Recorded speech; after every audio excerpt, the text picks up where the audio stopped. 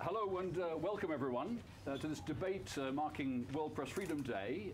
May the 3rd is the official day. It's coming up on Sunday. Thank you all very much for coming. I'm William Horsley of the Association of European Journalists and the newly founded Centre for Freedom of the Media. I'd like to say first a very big thank you to the Frontline Club for letting us meet here for the 2nd year in a row. And thanks to all the people who've organised this event. That's people in the UNESCO planning group, especially Tim Williams and Ian White, as well as the members of the UK Press Freedom Network of media and human rights NGOs. Now we have, as you can see, a heavyweight cast of speakers ready to debate the question: are governments at war winning the battle of controlling the international media? We'll start in just a moment, but first we're going to celebrate the winner of this year's student journalism competition.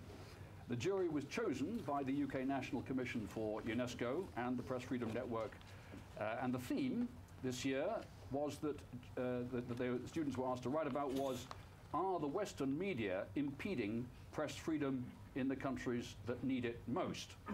And I can tell you that the winner of this year's competition, who's with us, is Annabel Symington, who's studying for an MA at International Journalism at City University in London. Her entry was described as a clear winner for its inquiring and perceptive account of the difficulties faced by local Palestinian journalists who reported to the outside world about the situation in Gaza during the Israeli military assault at the start of this year and the exclusion of outside journalists. Annabel, if you're here, please come up. Tim Williams, who's chair of the UNESCO Committee on Communication and Information, will present the award. Thank you very much.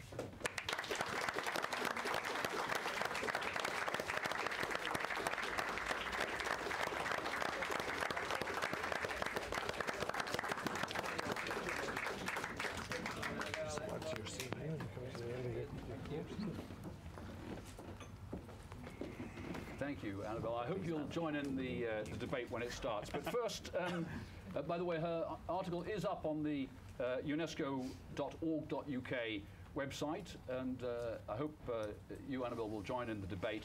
By the way, the Guardian's Comment is Free website is also carrying a series of pieces starting today by journalists who've taken a stand on today's debate theme, so please do look at them all. Now, our frontline host, Vaughan Smith, has something to say to us all. It's welcome. Welcome to the Frontline Club. But also to say I'm hugely proud that Frontline is the venue for today's event, as it was last year. And just to say that you know, we have fairly humble origins, this building, in journalism. It comes from a small freelance agency and has built into this. And today is the place that this World Press Freedom Day is being hosted. So I'd just like to welcome you and perhaps suggest that you know, our story you know, is a sort of resurgent story, and maybe, and I see as running a club like this, I see a lot of journalists, I talk to a lot of journalists, and one very much gets a sense of extraordinarily difficult times in journalism. But again, I'm an optimist, and I'd just like to suggest that perhaps there is a resurgence, and perhaps we can, you know, a debate like this is one that we can be optimistic about rather than pessimistic. So I'll let you didn't come here to listen to me, so I'll let you carry on, and welcome. Thank you, Vaughan. And you're all warned, we are being video streamed live from the Frontline website, and eventually the recording will also be on the unesco.org.uk website. So, on with the debate. We're following the classical format of an Oxford Union-style debate with two speakers on each side of the House.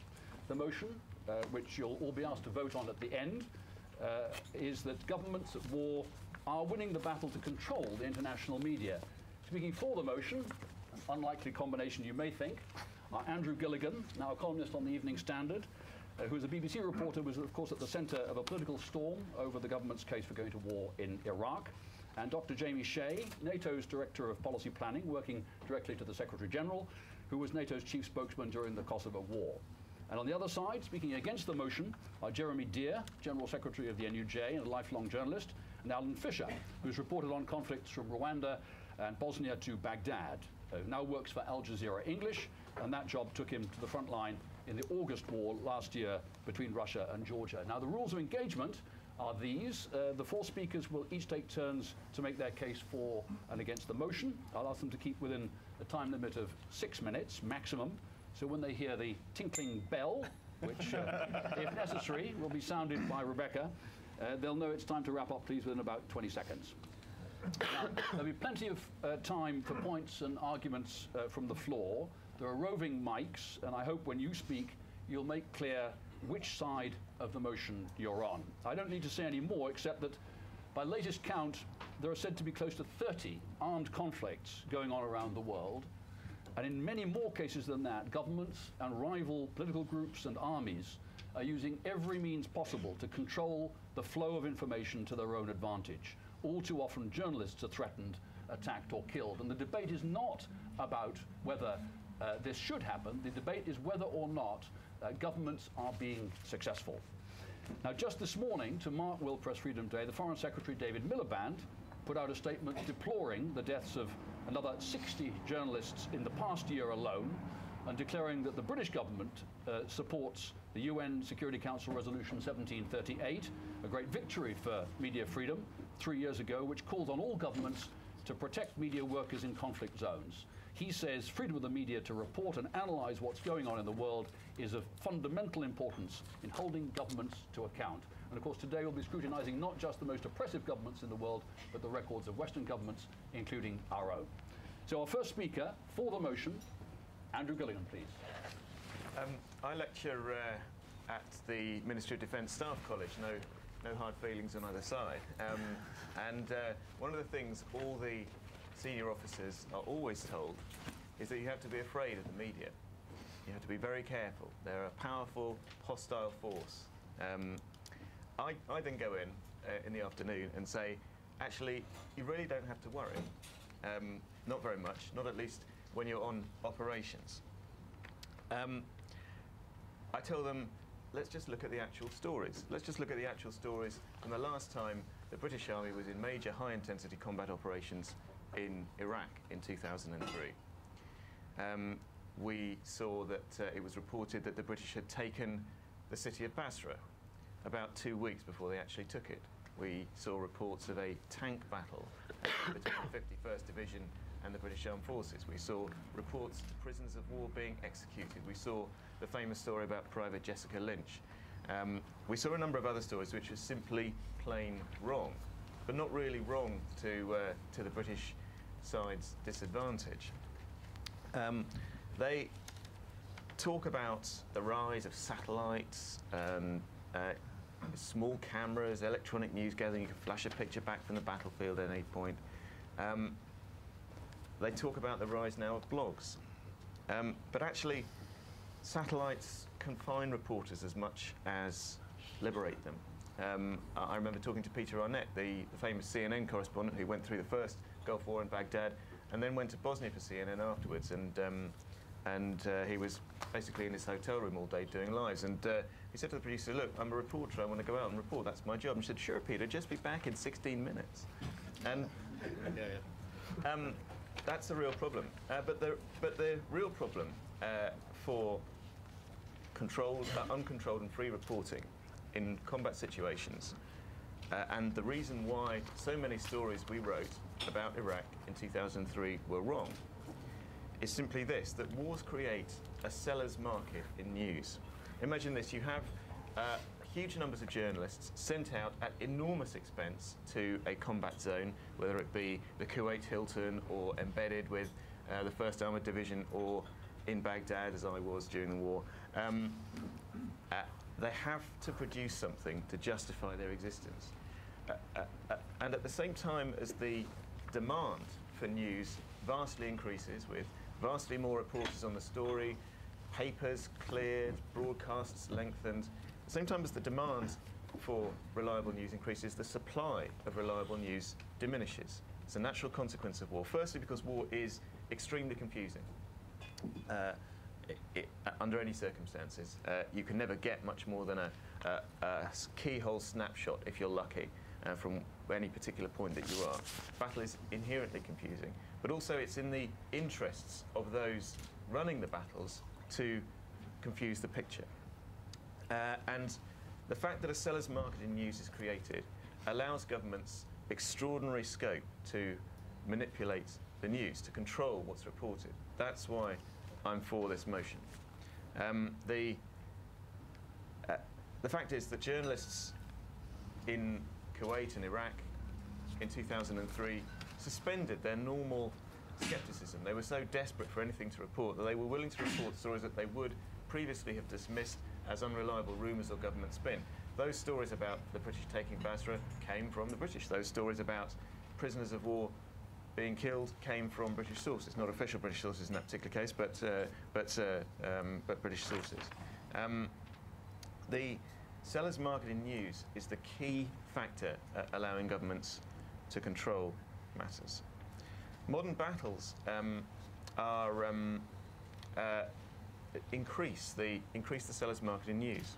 The fact is that virtually no access to the fighting in Afghanistan is possible. The main current British military operation is possible outside some kind of official British government facility.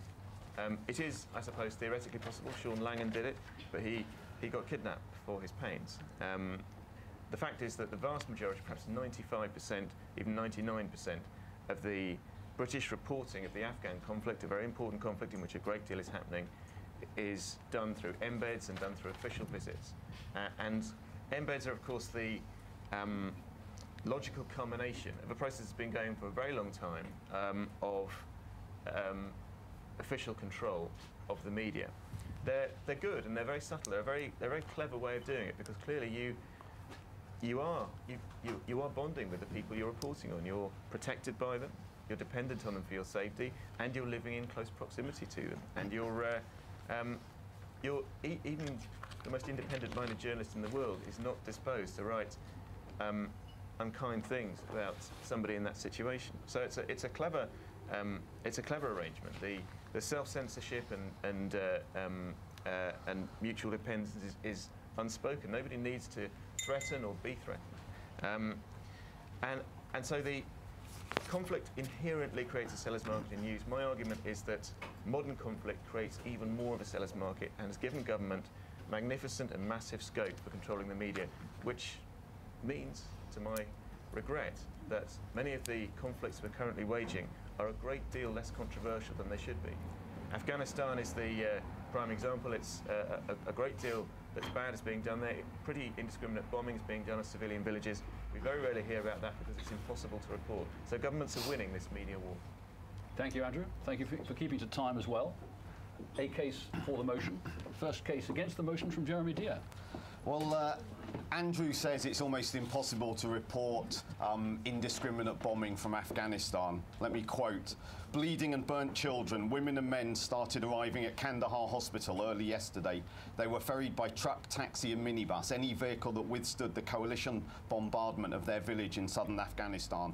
Only those who could find a working vehicle had been able to make the 35-kilometre journey to Kandahar for help, with many others left behind to die." Let me quote a couple of other articles. "There were 6 men attacking me, and when I recognised one as a friend of a friend, he panicked. He blinded me with his knife so I couldn't identify him. But even after he cut my eyes out and I was screaming in agony, the soldiers continued to rape me. Eventually I passed out with pain."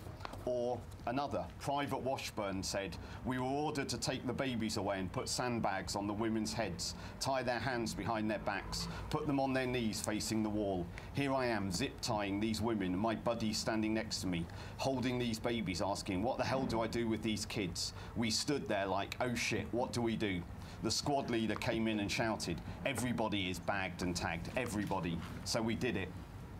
Each of those stories appeared in the UK media in the past 2 years. Some syndicated to more than a dozen countries. Each is available on websites, linked to from hundreds of blogs, websites and email networks, at meetings, at rallies, at award ceremonies, in briefings to government. The information contained in those articles is used to advance the struggle against wars in Afghanistan or for human rights around the globe. Each contains information governments at war would seek to suppress and censor. The journalists who secured those stories have faced threats, censorship, commercial and political pressures, and yet from Yemen to Afghanistan, from Gaza to the Democratic Republic of Congo, from Zimbabwe to China, the voices of those suffering are given life by journalists. Earlier this week, I was honoured to be part of the panel judging the Amnesty International Media Awards. In fact, I think Andrew may also have done that previously. The dozens of articles made sometimes gruesome reading, sometimes shocking, sometimes they were crammed with statistics, sometimes bursting with human life stories. What each had in common was that they were shining examples of a journalism which smashes a hole in the very idea that governments at war are winning the battle of controlling not the British media, as Andrew talked about, but the international media. Of course, no one denies they go to great lengths to seek to do that. The war on terror has been accompanied by a war on civil liberties and independent journalism. And in conflicts from Kosovo to Iraq, sophisticated propaganda machines have sought to control, censor, spin, and in the absence of all else, physically attack and kill journalists in order to control the message. No one denies that the many in the media themselves, in accepting embedding, relying on too few sources, through providing a lack of support or resources, accepting too much government and military information, haven't assisted governments in that battle. And yet amongst it all, journalists have risked their lives or in too many cases being killed, whilst lifting the veil of secrecy governments seek to wrap around their military actions. Take one example, the bombing of the marketplace in the Shuala district of Baghdad, where 62 civilians were killed and 50 injured, reported by US and British sources as being caused by a malfunctioning Iraqi Scud missile. Robert Fisk wasn't satisfied with that explanation. He visited the scene of the slaughter. He found shards of the missile, found their serial numbers, traced them to the Arizona-based Raytheon factory, forcing eventually an admission that one such missile had been fired over Baghdad by US forces that day. That irrepressible spirit of independent journalism is alive and well, and as the Met Police found out to their cost, technological change, often seen as a threat to quality journalism, can actually help. The cameras in the hospital in Gaza City, Salam Pak's blogging from Baghdad, Robin Hammond's undercover photos from Africa's many war-torn states, even the crude videotapes of Al-Qaeda, all evade the censor's grasp. If governments were winning the war, Al Jazeera would not have picked up 4 million new subscribers in the first days of the Iraq war. If governments were winning the war, there would not have been a 10% rise in US citizens using foreign websites as their main source of news during just the first 6 days of the Iraq conflict. If governments were winning the war, Colonel Sima Vaknin, the chief Israeli military censor, would not have to acknowledge that despite the closed military zones operated in southern Lebanon in 2006, despite the raft of laws allowing her to jail journalists, block information, silence broadcasters, I quote, "When mobile phones have cameras and the enemy's weapons include laptops and video crews, a complete blockade of news is no longer possible." Don't allow that side to control your thoughts. Don't give succor to the censors. Don't allow the Gilligan-Shea spin machine to undermine the spirit of independent journalism. Thank you. Thank you, Jeremy. Now, we want to keep this interactive, so if people want to jump in now very briefly, we have on the one hand the argument that the Stockholm Syndrome has taken charge and it's an unequal battle which governments can easily win. On the other, not only technology, but the persistent spirit of independence can get around all barriers and tell the story of those who suffer in wars despite whatever governments do. So if anybody wants to jump in very quickly, on especially picking up the points that have been made, you have an opportunity now, and if that isn't the case, we'll move on and hear we have one from over here. Yes, please give your name and affiliation, wait for the microphone, and do make sure you say which side you're on, and please keep it quite brief. Yeah, I'm Ibrahim Segashaw. I'm a research fellow at the University of West of England in Bristol. I'm also a founding member of the Exile Journalist Network. Actually, I share the position of governments, governments are winning the battle of controlling international media. And I think my reason why I think that is so is because I mean, if it's that is happening, it's because, I mean, the journalists actually are failing the profession, you know, when you talk about international media, I mean, it's very clear. I mean, I think there's a problem with the title there, because maybe it's better to draw a line between what we call the global media and the Western media, because what we are seeing here mostly is a failing of the Western media, because you realize that there's a lot of spin, you know, I mean, in favor of the government, and you realize that there's not much kind of difference. You know, what the government, the national interest, is what we are mostly seeing in the papers. You know, if maybe you look at maybe the global context, you find out that maybe there are some other media outlets like Al Jazeera and other alternative media that are kind of trying to address the gap. But when you look at the Western media as per se, I mean, you realize that the government, why the government is succeeding is because basically there is a problem of, a kind of a dominant thinking in terms of the war journalism that we are seeing mostly. Ibrahim, would you like to just give one concrete example from the countries that you know, and then we'll take up the point? Yeah. For instance, if you look at the way Iraq was reported, I mean, making the case for war in 2003, you realize that the weapons of mass destruction, I mean, the case of the weapons of mass destruction, I mean, was there, and the way the media kind of played around that particular, you realize that the idea was more, you know, in favor of pushing for war, you know, when in fact it was very clear that there was another side of the story, you know, understanding exactly the context in which the war in Iraq was unfolding. Because you realize that in most cases, the emphasis has been on the direct cause of conflict instead of the structural reasons why there is a conflict, for instance, in Iraq. And the media here, you realize that mostly, I mean, tend to focus on the direct, you know, causes of conflict, and that has been a failure, you know. And because of that, the governments are succeeding. I mean, if the governments are succeeding, why are they succeeding? They are succeeding because the journalists are not doing anything different from what the Western governments want, you know. So, as a matter of fact, they are making it very much easier for the governments to control the media. So that's the way I see it. Okay, thanks very much. Well, our next speaker is scheduled speaker is Jamie Shea, who of course has seen all this from the inside and directed it himself from NATO headquarters with regard to Afghanistan, now previously Kosovo. So, Jamie, your case for the motion, please.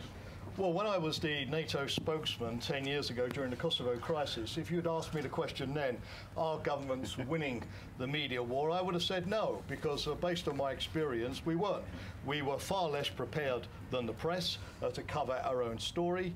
We couldn't explain, everybody remembers those famous or infamous incidents of collateral damage and gave out contradictory information. We tried to deal with information through a drip feed, which instead of satiating the curiosity of the journalists, only made the journalists more curious. And as Alistair Campbell mentioned to me on several occasions, we lacked pictures. No pictures, no news. The other side was far better at producing pictures that showed the bad things that we were doing than we were capable of producing pictures that showed the bad side of what they were doing. But I'm not sure about journalists, but one thing I do know from working in government all my life is governments are quick learners. Do they make mistakes? Yes. Do they learn from their mistakes? Yes. Today, the media aspect of an operation is taken as seriously as the operation itself.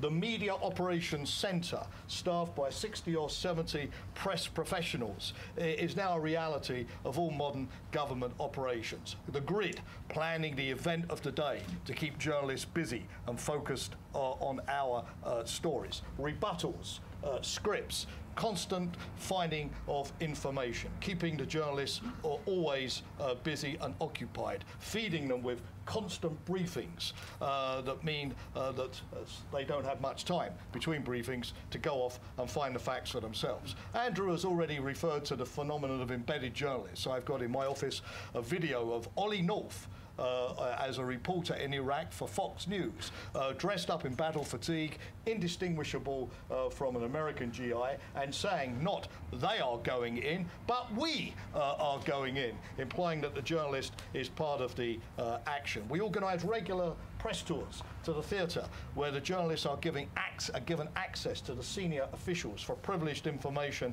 and privileged briefing, and flown back home again before they've had much time to take a look around Afghanistan or Iraq or anywhere else.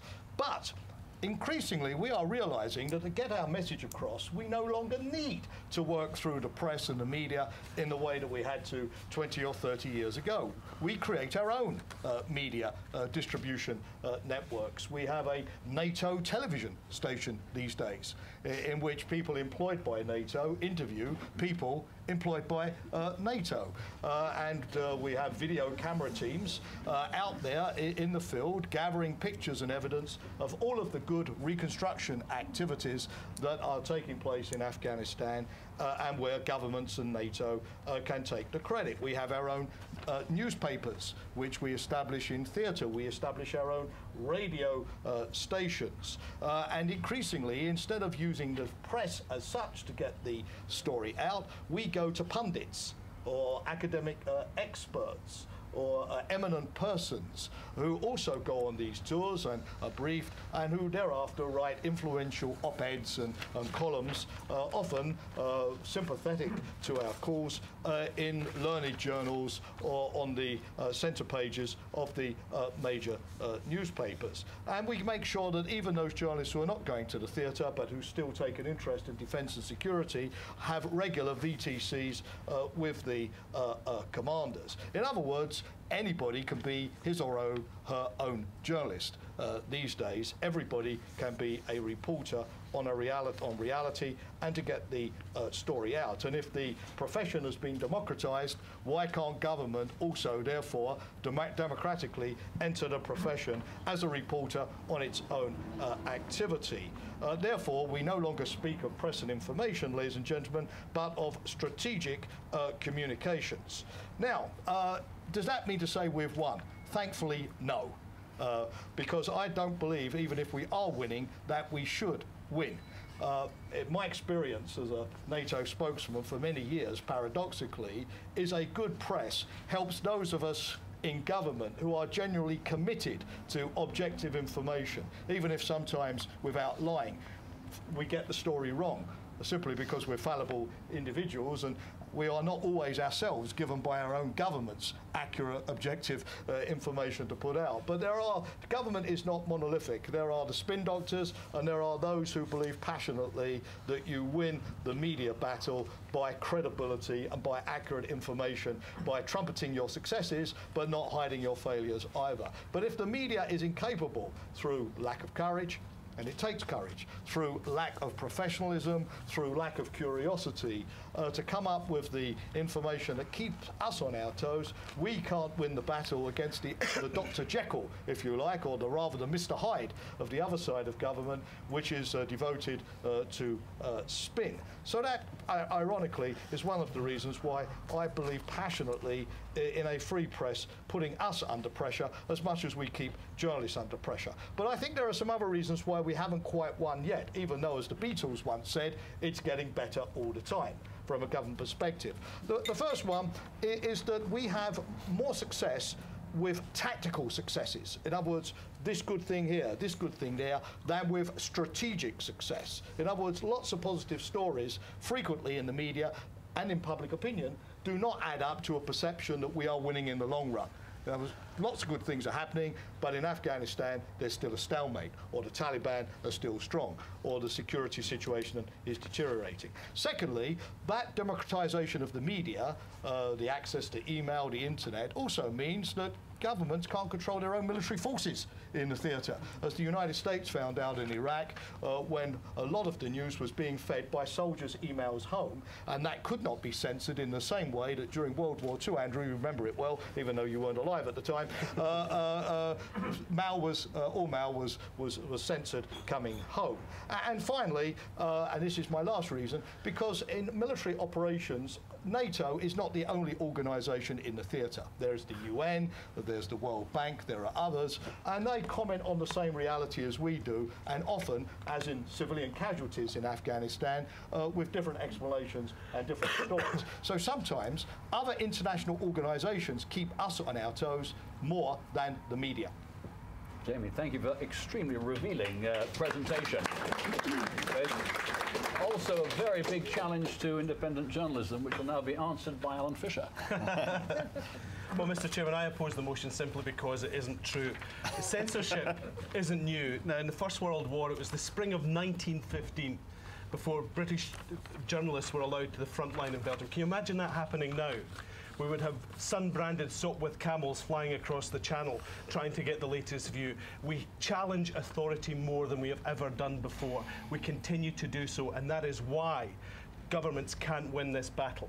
Vietnam showed the power and influence of the media, and the assumption is made that censorship really began in earnest after that. The Americans tried it in Grenada, the Brits in the Falklands, and to varying degrees they were successful. Geography had a lot to do with that. But nowadays we have the position where journalists can report live from the front line as the battle is being waged. I think citing Ollie North in Fox News as an example of independent journalism was perhaps slightly misguided, Jamie. I don't think anyone would consider either of those to be an example of independent journalism. But good journalism works in those instances because deals have to be made, and we accept that. Yet I feel we're asking this question because of the events that happened in Gaza at the end of last year, the beginning of this year, when we were constantly reminded that the Israelis had banned journalists from entering Gaza, and then we were told that actually Western journalists had been banned from entering Gaza. And that's simply not the case. It strikes me as a very ethnocentric view to take the reporting of this significant conflict, that the efforts of the Palestinians that were there working as journalists didn't count, and that if the old guard of Western media weren't around, then somehow how could we possibly know the truth? People tend to think that if a tree falls in the forest and an American broadcast network isn't there to record it, did it really fall? Well, I get tired of hearing that Western journalists weren't allowed into Gaza.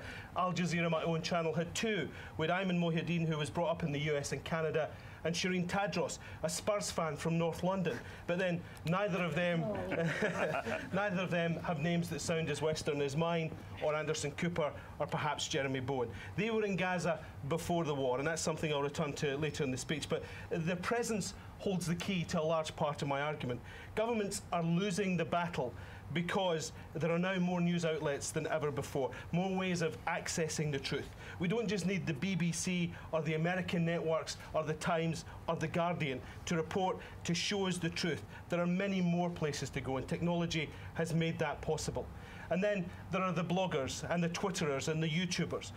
Remember, as Jeremy's already mentioned, during the war in Iraq and in Baghdad under Saddam, one of the most restrictive regimes in history, we still managed to get a street view of what was happening during the height of the conflict. And how was it done? Was it done through wonderful technology or someone filing copy to a newsroom in New York or Washington or Los Angeles or London? No, it was done with one man with a clapped-out computer, a dodgy internet connection and a personal generator. Salman Pax became a journalistic phenomenon unknown to people around the world because of his blog. And do I think the answer lies solely in this new media that's emerging through these Twitterers and bloggers? Well, I don't, but I think their content and their input helps to add some depth and some texture to the coverage provided by professional news operations. When London was hit by a series of bombs 3 years ago, the first pictures from the tragedy were making air 20 minutes after the explosions. The police couldn't stop it. The authorities thrown up white tape around the areas that had been affected by the bombs, but they couldn't control the area. People were giving eyewitness accounts on their mobile phones and emailing news desks pictures of what had gone on so far, so deep underground. Their ubiquity is a force to be reckoned with. Take a look at Myanmar. Now, again, it's another repressive regime not coming clean about the real impact of Cyclone Nargis. OK, it's not a war, but it's a military regime that's trying to control the flow of news. And so they should be able to stop the news getting out because they control everything, right?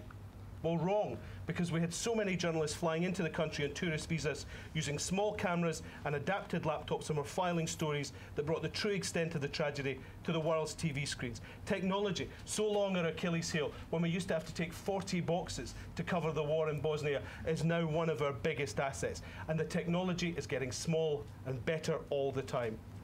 And Jessica, the Marine story that Andrew mentioned, yeah, for a couple of weeks we thought this was this heroic rescue. But do we still know it as a heroic rescue? No, we don't. And how do we know that? Because journalists didn't automatically assume that that was the story to be told. There was something more, something deeper to be investigated. And that is another one of our biggest assets. People. People help us. They have a curiosity of the world that they inhabit. They want to know what the government is doing in their name. We have a curiosity among journalists like Robert Fisk, who don't just accept the story. It is the Jeremy Paxman line, and I will clean this up because my children could be watching this on the live stream. We always ask the question, why is this person lying to me? We've got to know why they're telling us lies, and there are enough independent journalists around now asking those questions. The Israeli government ran one of the most sophisticated media operations we have ever seen. Yet we know what happened in Gaza. We know they used phosphorus bombs. We know the extent of the damage that was inflicted. And how do we know that? We know it through technology and people being on the ground. There is a concern. The concern is that media operations are pulling back from investing in good, strong journalism. But there are still enough inquiring minds out there to make sure that governments may win the odd battle, but they'll never win the war. Thank you very much, Alan. Well, heavy pounding from both sides. I think I detect it's fairly finely balanced at the moment. We've heard about a wide range: Gaza, Afghanistan, Myanmar, Kosovo, where, of course, the International Federation of Journalists is still trying to bite NATO for what it did bombing that TV station back in '99.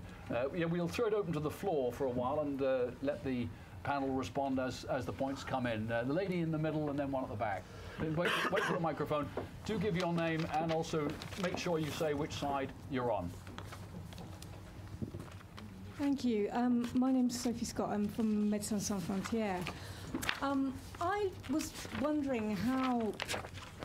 I'm not on one side or the other, typical MSF, but it sort of struck me about the conflict going on in Sri Lanka at the moment, where the situation is very much that journalists simply cannot get up there without an embed with the Sri Lankan army.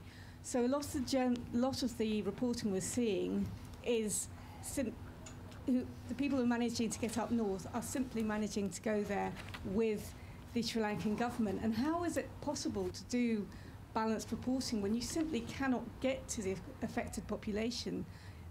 I've seen very little from the other side, and it just seems very much one-sided reporting. So that's an example, possibly, of an exclusion which has a good effect. I mean, Gaza might be the same. Annabelle, did you want just to say something about what you wrote in your essay and which side you'd be on? Well, I'd like to think that I'd be... Just a second. Microphone. Technology. I'd like to think that I'd be against the motion. But, of course, the governments are going to use the media and should use the media. But there will always be inquiring minds. This point's been raised a couple of times. And journalists must continue to question and will continue to question. If governments do take actions to prevent journalists from being in an area, then journalists need to find other ways of getting access. In Gaza, I think one of the biggest problems with what happened was the fact that Western media who were in Israel did not foster enough of a relationship with local Palestinian journalists who were in Gaza.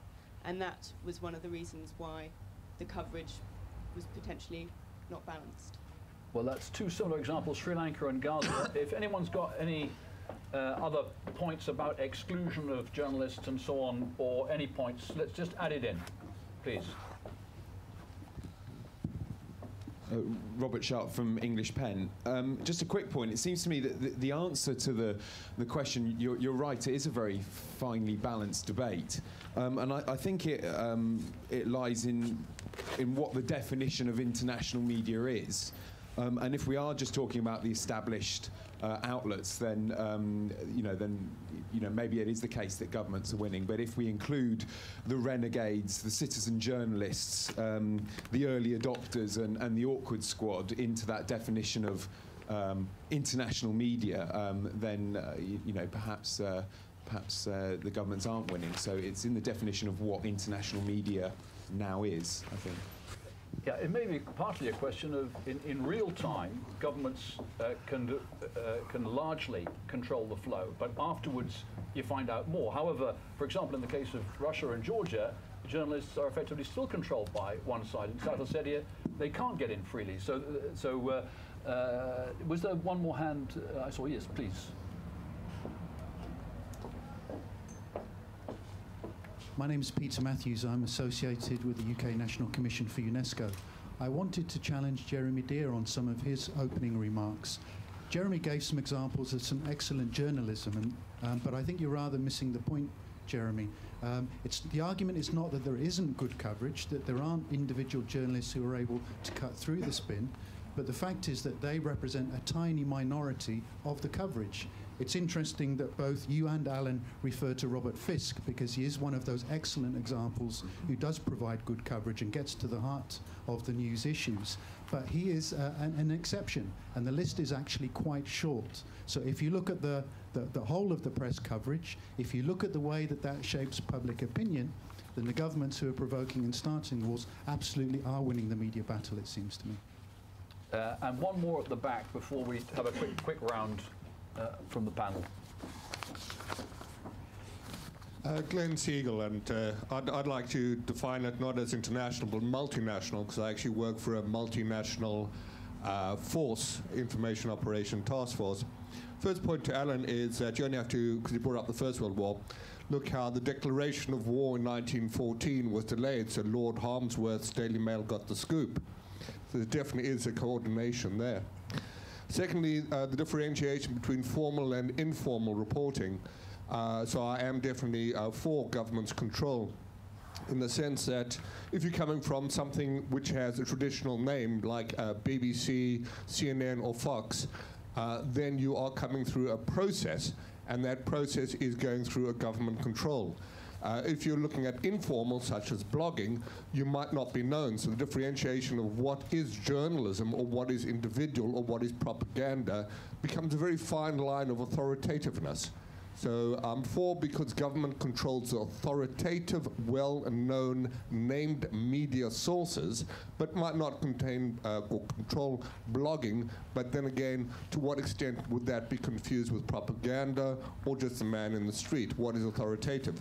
And I say so coming out of a multinational, like I said, information operation task force, recently operating through Baghdad, and more recently actually operating through Sudan, where we controlled the local media. We controlled the local radio and television stations, and we swayed the actual public opinion. But because of technology, we actually had influence on local UK, US population as well. By that I mean, at the behest of General Casey, winning the hearts and minds is per se a media information operation task force controlled by private media companies operating in conjunction with military strategy to influence public opinion. And there we managed in the 24 months that we operated out of Baghdad to sway Iraqi media opinion by upwards of 20%, as surveyed by a UK public opinion survey organization. So I say governments do control multinational media. So a lot of it comes down to courage, and as Jamie was saying, the courage and determination of the journalists. Would you like to pick up those points, particularly from this side, and then go ahead, Andrew. I think it's very important to define our terms here. This is a motion about war, not the G20 demonstrations or the Myanmar crisis. And wars are very difficult things for bloggers and citizen journalists to cover, because they're dangerous, because there's a lot of lead flying around the air. The fact is, there were no bloggers or citizen journalists in the vast majority of the Baghdad war. There was one. There was Salam Pax in Baghdad. That's the only one anyone has ever named. There are very few bloggers and citizen journalists in any other theatres of conflict. There aren't any bloggers in covering what's happening in villages in Afghanistan. They don't even have communications, of course. They don't have electricity. So it's very important here to define our terms. And I agree with the gentleman in the middle there who said that, of course, there are. This is something about proportion. I mean, nobody denies that occasionally the truth comes out, but more often it doesn't. And the proportion, it seems to me, of the truth not coming out is rising. Can I just say something on this? I think the aftermath question is an interesting one, because in my experience what happened, of course, is that once the conflict was over, journalists could go in and start investigating and finding out things, and then coming to governments and saying, right, now we know a lot more now, and so are you going to answer these things? But governments, once the conflict stopped, tend to sort of close the chapter and move on to something else. So at the very moment when journalists can ask the right questions because they know more, governments sort of switch off the operation because they're already on the next intervention, and therefore we find ourselves in a situation where we never really sort of connect with each other at any particular stage of the operation.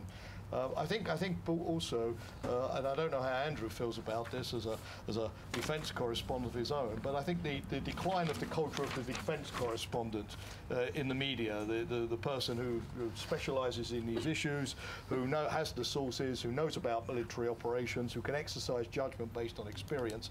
A lot of people, I think, who are journalists now are mobilised to cover these stories, but obviously for a short period of time and without having the expertise or the background to really know which questions to ask and where to go looking for the information. And I very much hope, if governments are going to be involved in conflicts more and more, that as governments are putting more and more people into this, so the press hopefully would put more and more people into it as well to balance it out. Okay, we heard a pile of evidence that governments are getting their way just by buying up the media, either individuals or actually operating the media themselves. What about it? Yeah, I mean, as someone who's spoken on about 250 anti-war platforms over the past few years, I certainly wouldn't be saying that all media have got the story right.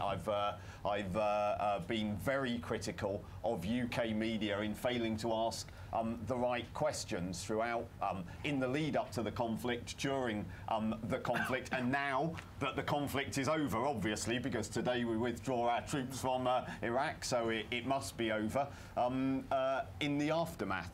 But it only takes one journalist to uncover the truth to change public opinion. It doesn't take every journalist, it doesn't take every media. How many of us believe, thanks to the work that people like Andrew did in particular, that the dossier that made the case for war was full of facts? And what happened to me,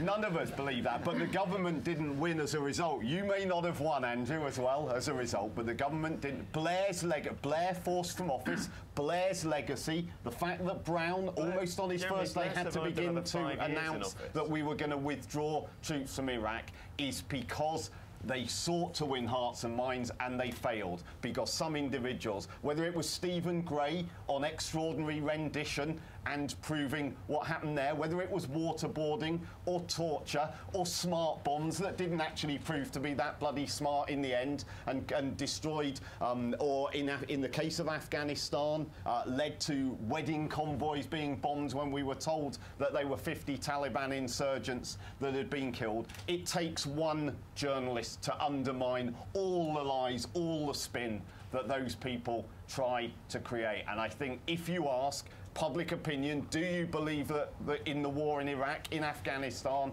and so on, you will find that the majority of public opinion is against the war, despite everything that has been done by the media and by the journalists who have fallen under the control of people like Jamie and who work in spinning and controlling the media. You only needed one camera in a hospital in Gaza for people to break that Israeli censorship about what was happening in that conflict in Gaza. Of course, the Western media portray a Western view of the conflict, but there is a lot of media outside of the UK or outside of the Western world which is struggling to tell a story, and journalists here would do an awful lot better if they worked more alongside some of those journalists in other countries telling the real story as it should be told.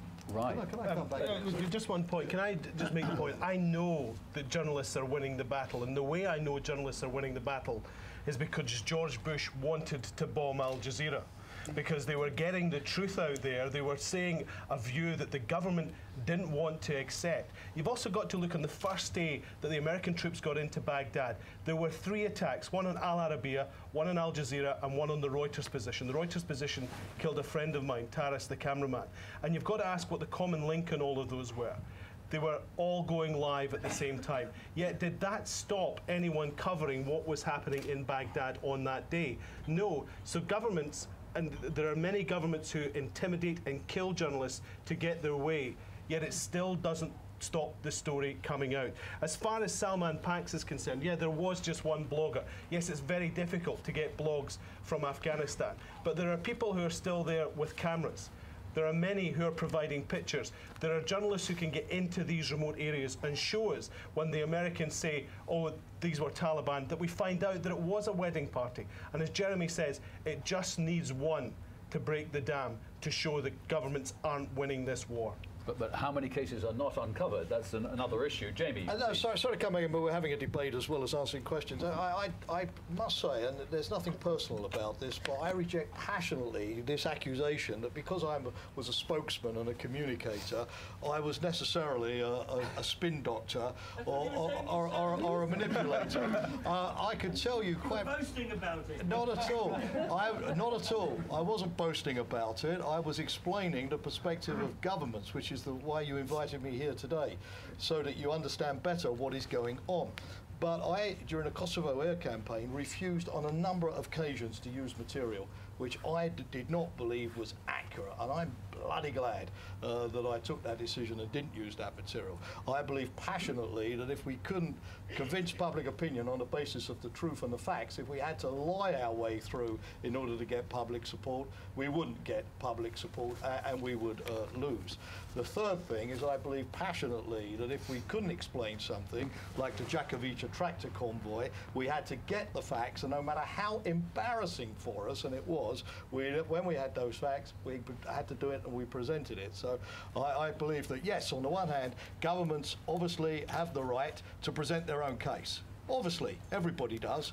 Why not governments? And wars are not easy things to sell these days. More sceptical public, the end of the wars, we're at the end of the zero casualty conflicts, Afghanistan, long and hard, it's a slog. So of course governments are going to have to do a better job. But I honestly believe that that effort should be within certain rules of the road. And I think what we really should be debating today is not so much who's winning, because one time you'll be winning, next time governments will be winning. But the real issue are what are the rules of the road on both sides. If both sides are complaining about each other, then the balance must be right. That's a very interesting point. At the back.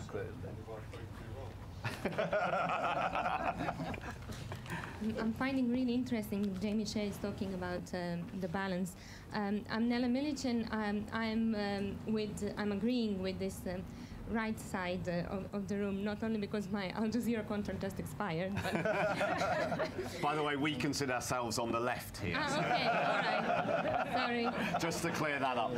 Okay. To come back on the issue of the balance, when you talked about Kosovo crisis, you kind of implied an equal footing between NATO media machine and Serbia television station that was bombed. So I think that kind of juxtaposition, firstly, is not unfair.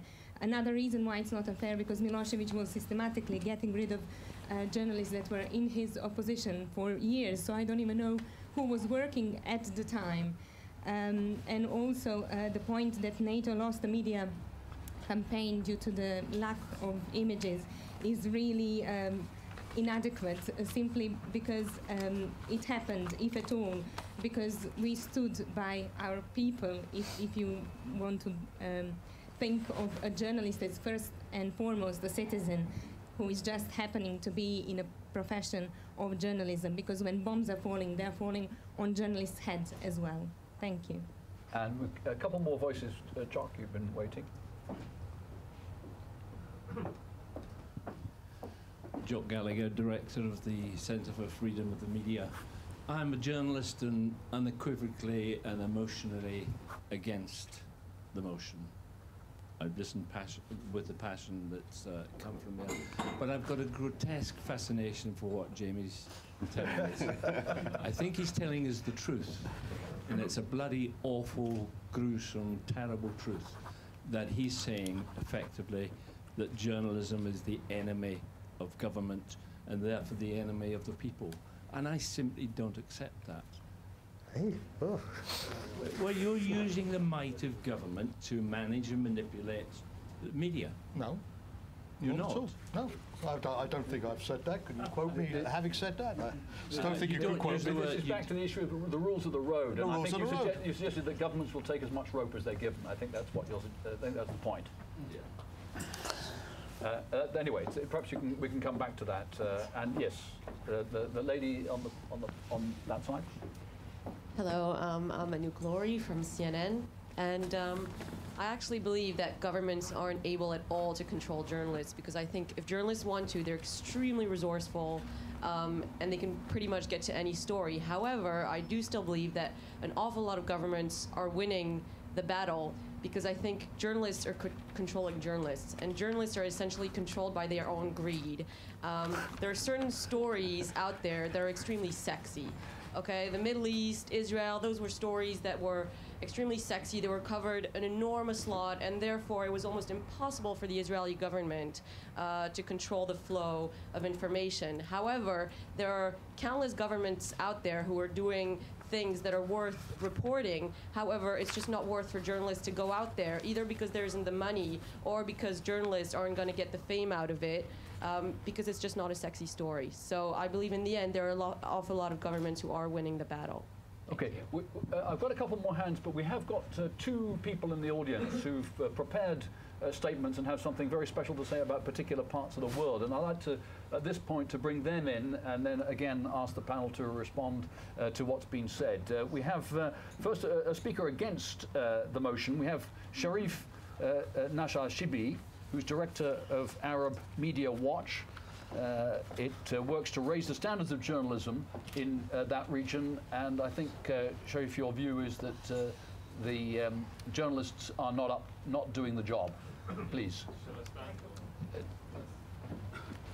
Mr. Chairman, I'm against the motion for various reasons. One is that the Iraq War and the War on Terror have taught the media major lessons in questioning government propaganda and spin and realizing the consequences of not doing so. I think the media today is much more cynical than it used to be.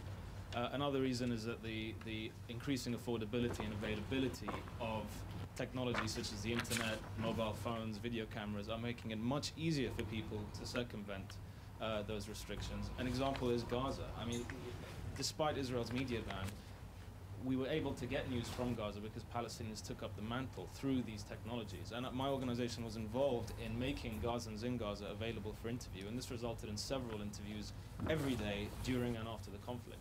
And after the conflict finished, the media was able to uncover anything that the Israeli ban wasn't able to cover in its full horror. So the point is that government restrictions can work temporarily, but not permanently, particularly when faced with an inquisitive media and an outraged public. Another example is B'Tselem, the Israeli human rights group, providing video cameras to Palestinians in the West Bank. They've been unable to uncover horrendous acts of violence against them by settlers that without this technology would have been denied or dismissed. And this is happening the world over. People have mobile phone cameras now that are basically cheaper and smaller video cameras. An example of that is the Saddam Hussein execution. We would never have known about the circumstances of that execution without that mobile camera.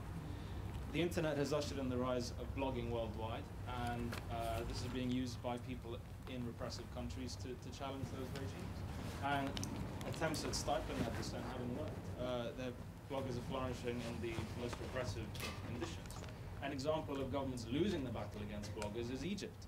Recently, bloggers spread the rumor like wildfire that the president had died, and it took days for the government to deny that. That could destabilize the country, and it showed that bureaucracies are no match for the speed and reach of the blogosphere. What we're witnessing today is the rise of global citizen journalism, where individuals are increasingly becoming the media, and this means we have to reassess and broaden the definition of the media. And this is much harder for governments to control. Andrew made the point that citizen journalists don't often have access to conflict zones. Well, unfortunately, citizen journalists are often in the conflict zone, whether they like it or not. Yes, advances in technology can work and both sides can use it, but if you're talking about numbers, it's not on the government's side. If you take the example of China, with the increasing wealth of the Chinese public, can you imagine the government being able to control theoretically a billion people? It's not going to happen. Time is not on their side. Even mainstream information flow is now harder for governments to control with the increase in news organizations and stations from the East. Al Jazeera, Al Arabiya, Press TV, for which Andrew is a presenter. And they're challenging the domination of the Western media and Western government propaganda. And this has been crucial in conflict zones such as Iraq, Palestine, Afghanistan, where often Western media haven't been present on the ground, and also where these Eastern stations have refused to become embedded with one side of the warring parties. The Eastern media are providing audiences with a different homegrown perspective and not just news through a Western filter. I mean, we heard now about NATO TV interviewing NATO people. Well, who watches that? I mean, NATO. It has no credibility, no viewers. Same with the American-funded TV station. So I think the balance of power is shifting gradually but surely away from governments and towards the media. With all due respect to those who believe otherwise, I think that they risk being stuck in the past, and to deny that media are winning this war is really does not do justice to the many brave, courageous journalists who are very professional in what they do, very determined. And I think we are not doing them justice by saying that they're losing the battle. So for this reason, I oppose the question. Thank you, thank you. So, we'll have a chance to come back on that.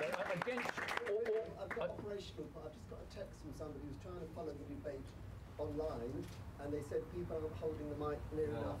Okay, thank you very much, Ivor. Thank you.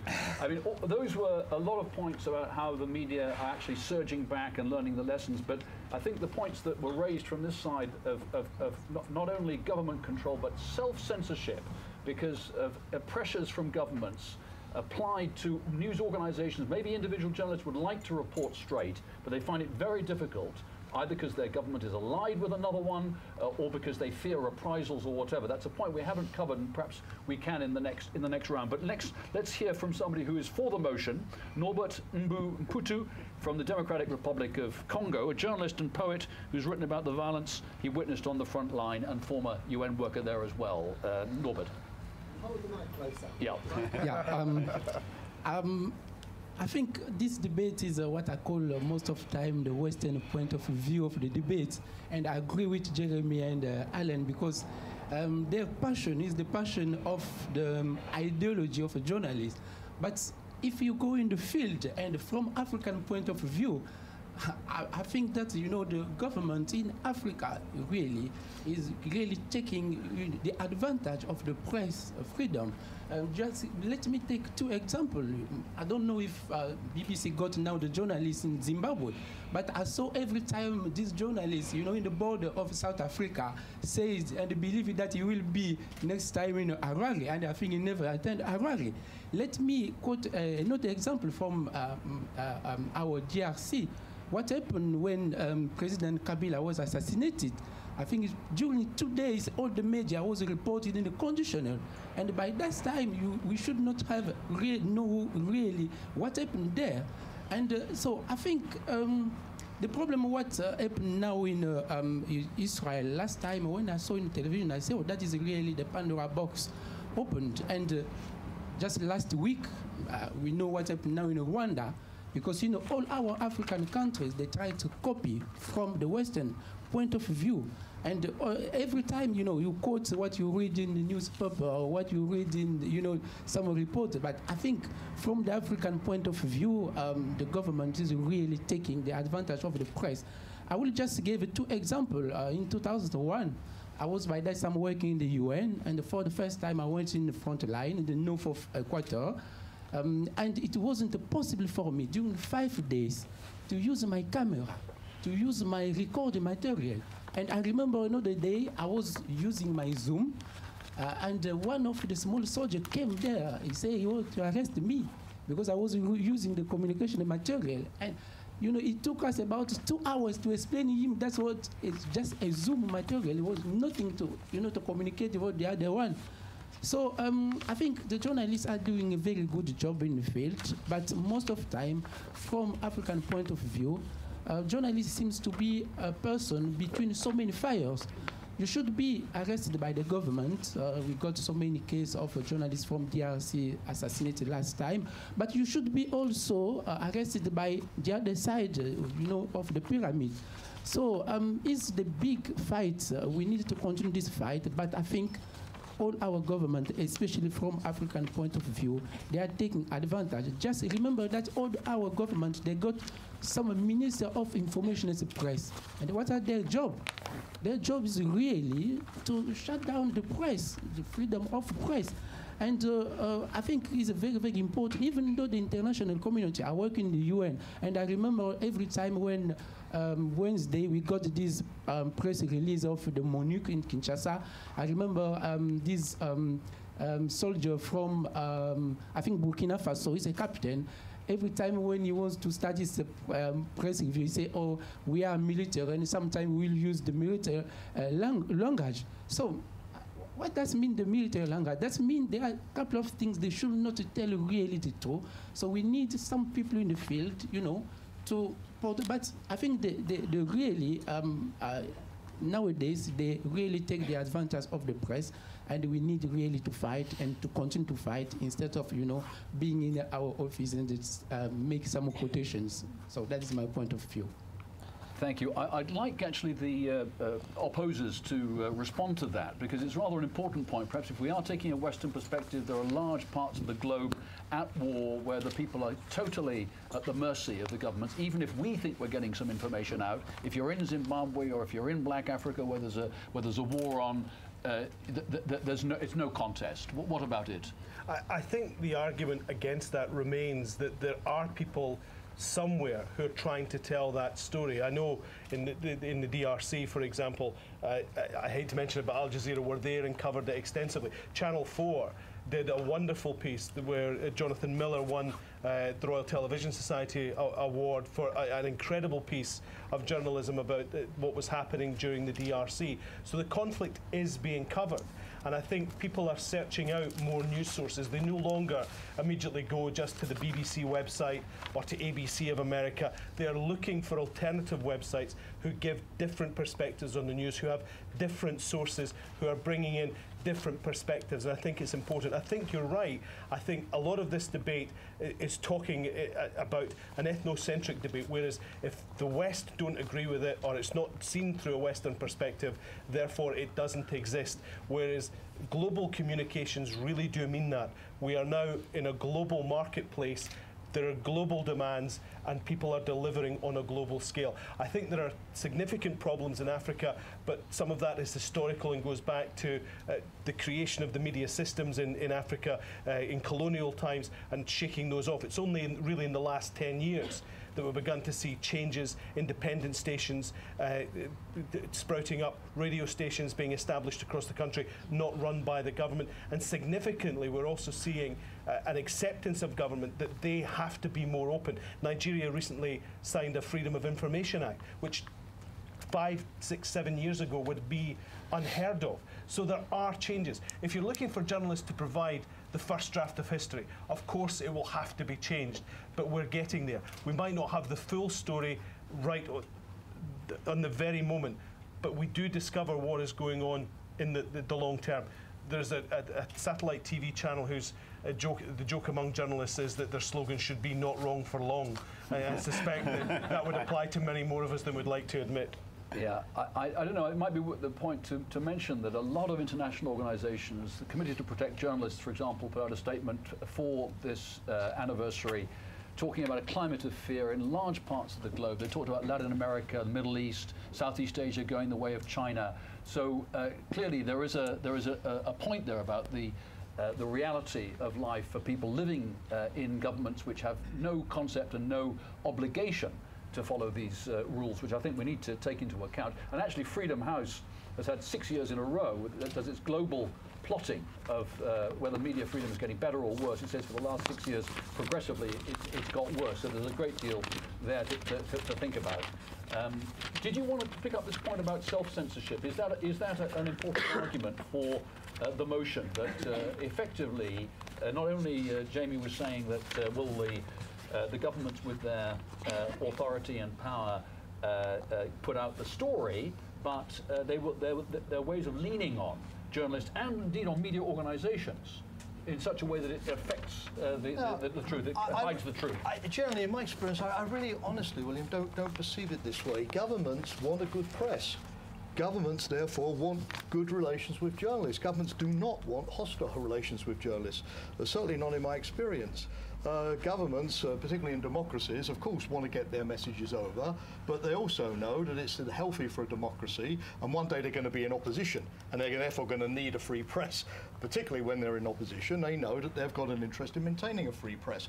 And therefore, my experience is that, yes, there are some very exceptional circumstances in which you could ask a journalist not to reveal a piece of information because it could help a terrorist attack, or it could give away some incredible state secret. And as we all know, we've had this experience with the Washington Post over the last 30 years. It's the judgment of the editor whether that national secrecy overrides the interest to print. And sometimes editors say, OK, and other times they believe that they should override that government advice. And that's the freedom of the press. I believe in this absolutely passionately. I think trying to play us off as some kind of Star Wars kind of adversaries is completely wrong. The relationship has to be based on mutual respect. And therefore, I believe that provided that freedom of movement and freedom of information is respected in 99% of cases with the media, it's easier in the 1% where you have to try to convince an editor for a reason of secrecy not to release that information to be successful. If you're trying to do it 100% of the time, you're not going to succeed. Obviously not.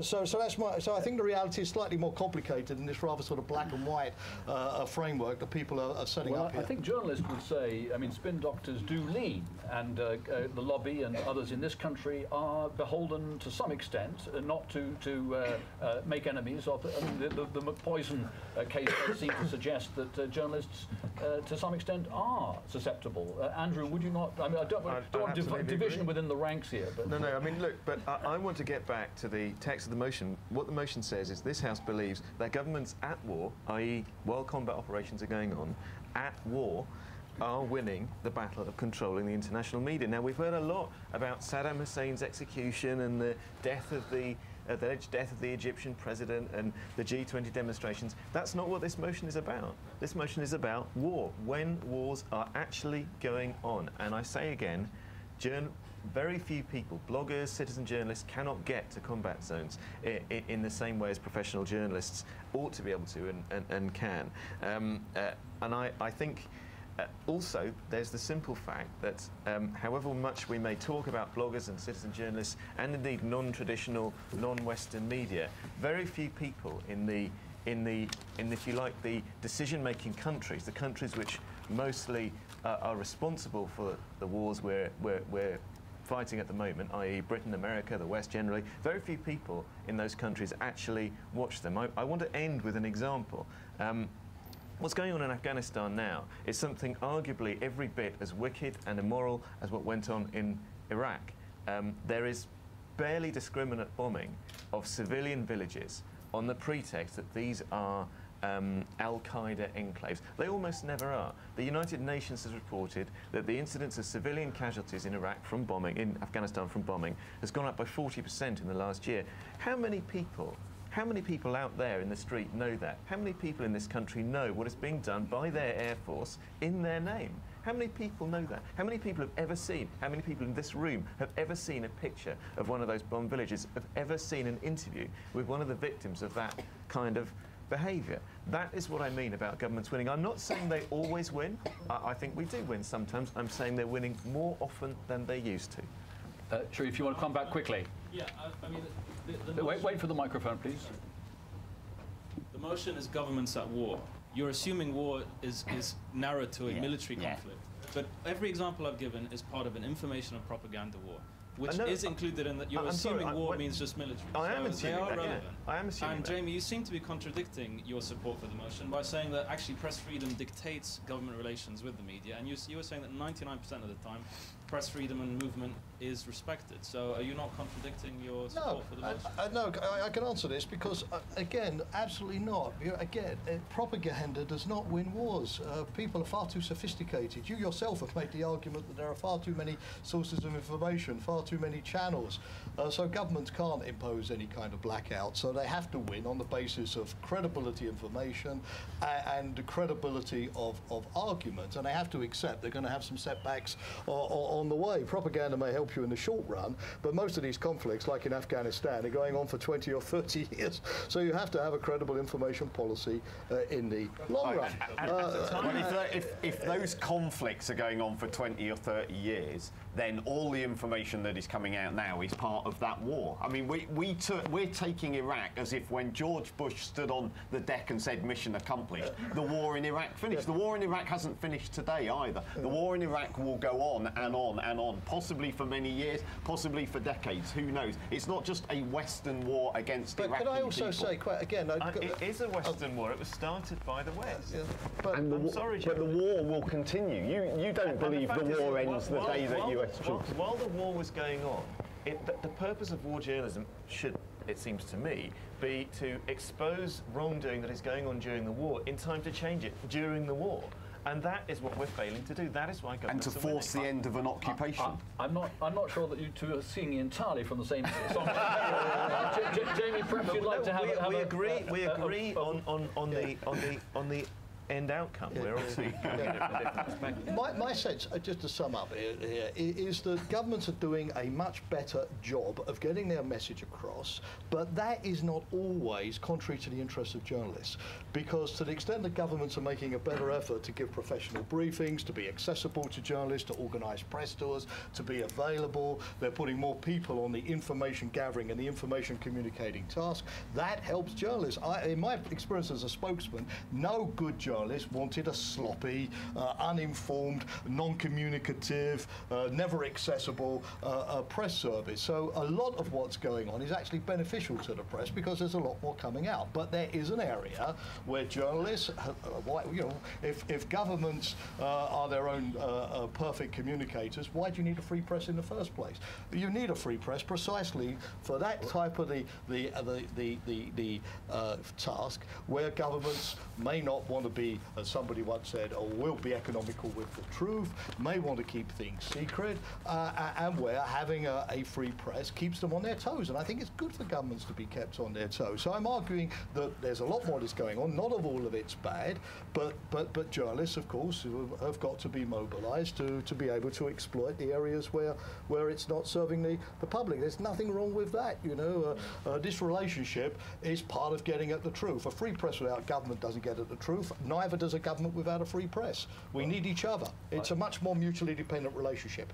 We appreciate your special authority in this area. Seriously, but I mean, the motion does say is winning the battle to control.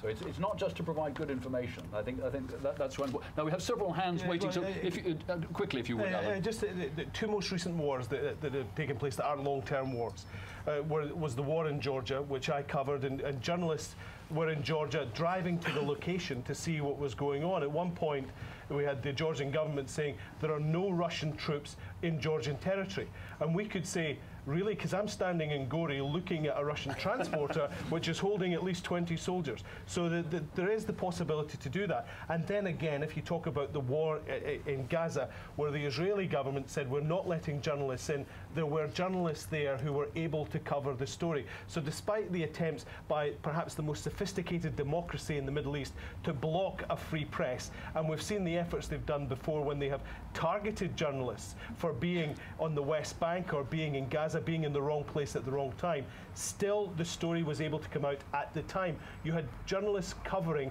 white phosphorus attacks as it was happening, despite the Israeli government saying we are using weapons that meet international standards.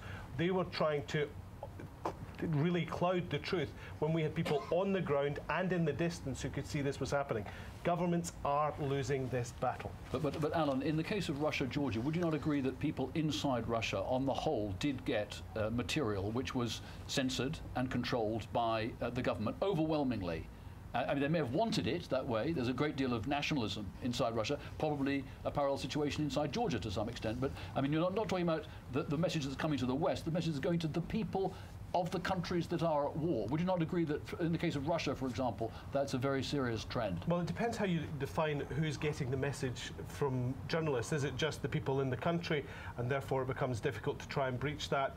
But still, there are channels of getting into the country. People could still call up Al Jazeera on live station or from the web and watch what was going on in the alternative coverage. It's just whether or not there is the engagement of the people who want to go out and seek out that other truth, or whether they're happy to accept what their government tells them, and that's a whole other debate.